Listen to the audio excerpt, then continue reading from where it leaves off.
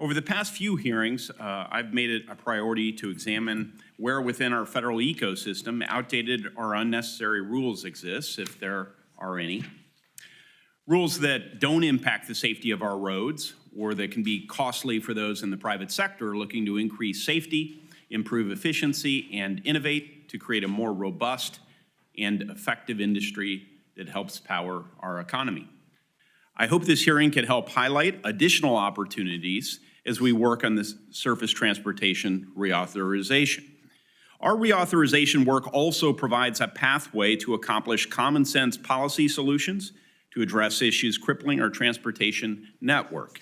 I believe for our commercial trucking and bus industries, I believe that they are the safest, most effective, and among the most effective industries we have, and we must also focus on improving our roadway infrastructure so that they continue to be so.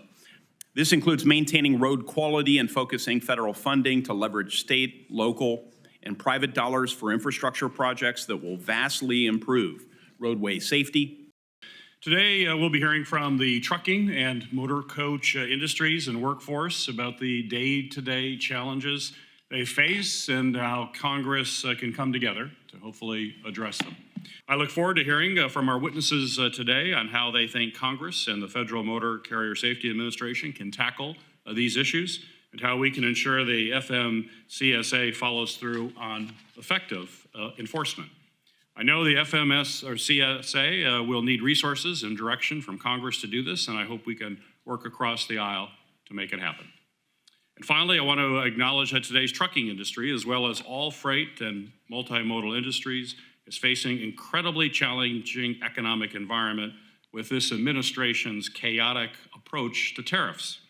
This doesn't just impact truckers and consumers. Changing rules, raising prices, and economic uncertainty impacts the manufacturers who build the trucks that move our goods and keep our drivers safe.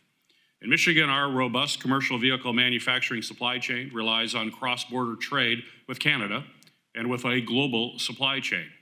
Many of these businesses have been forced to consider laying off workers or pausing investments due to a lack of certainty created by constantly shifting tariff policies. We can and should pursue policies to create commercial trucking manufacturing jobs here at home, but continued chaos will only serve to harm U.S. manufacturers, consumers, and our intermodal freight system. I am certainly looking forward to learning more about the challenges in this space as well from each of our panelists today. Thank you again for our witnesses for being here today and for your contributions to this industry that critically support the American economy. Mr. Ferguson, you're now recognized for 5 minutes. On behalf of the American Bus Association and the $90 billion motor coach and group travel industry, thank you for your bipartisan leadership today. The private motor coach industry powered 40 billion passenger miles in 2024, led by 1,800 operators, 90% of whom are small businesses. We are the most efficient and sustainable form of transportation, driven by equipment innovation and the removal of up to 35 cars per trip. We generated $90 billion in economic activity in 2024, and our industry employs more than 500,000 Americans. We moved approximately 10% of Amtrak passengers, and you're going to be seeing motor coaches on airport tarmacs more and more as buses are being a viable substitute to regional jets. With this reach, we will be a key player in the upcoming mega decade of events and playing a crucial role in generating that $100 billion in economic activity that travel, live events, and the sporting events will bring to the table. Most importantly, the committee should view us as a strategic transportation reserve.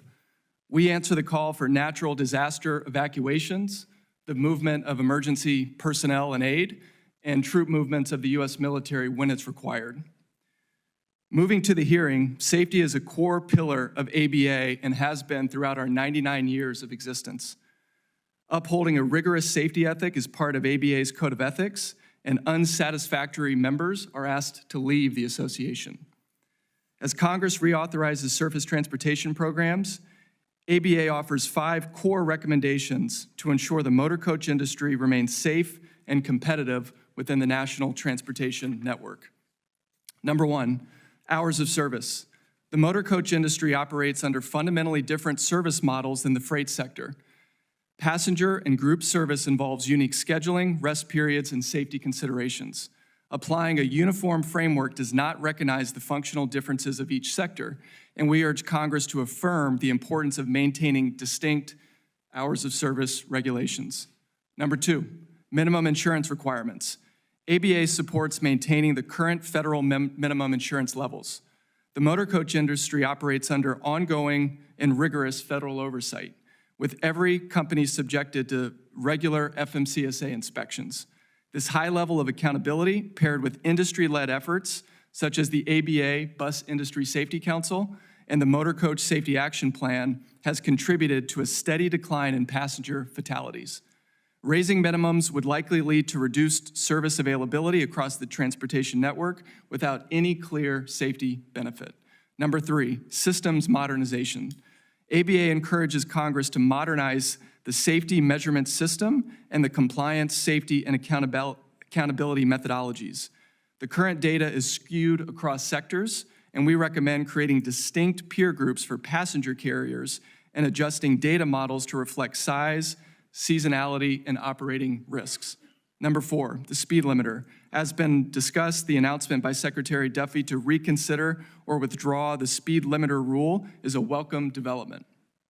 We encourage the full withdrawal of this proposal in recognition of the motor coach industry's strong safety record and need for operational flexibility. Number five, access to federally funded transit facilities. Private motor coach operators play an essential role in connecting cities, particularly rural communities.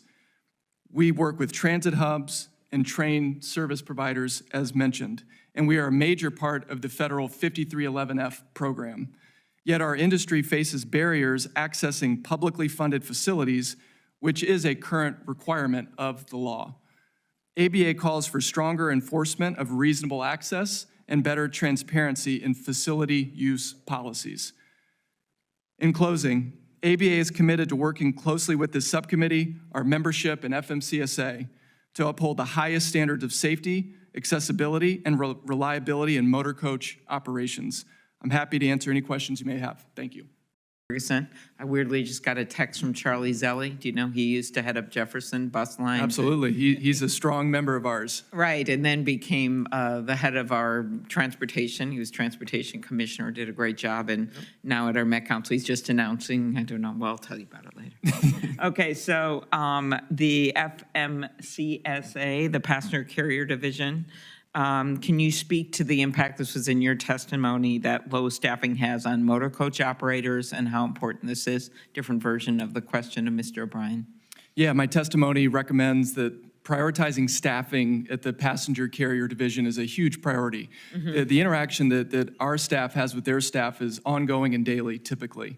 You know, understanding what's the operational reality of this regulation or that new requirement is very helpful for the regulators to understand what is it like on the roads and on the ground, and vice versa. For us to have a better understanding of intent, desire, outcomes, it can allow us to better communicate and share with our membership what's happening, what's coming, et cetera. So having more points of contact, more partners, we host a variety of webinars, in-person safety briefings, having speakers, engagement, that cross-coordination is a huge part of our success. Okay.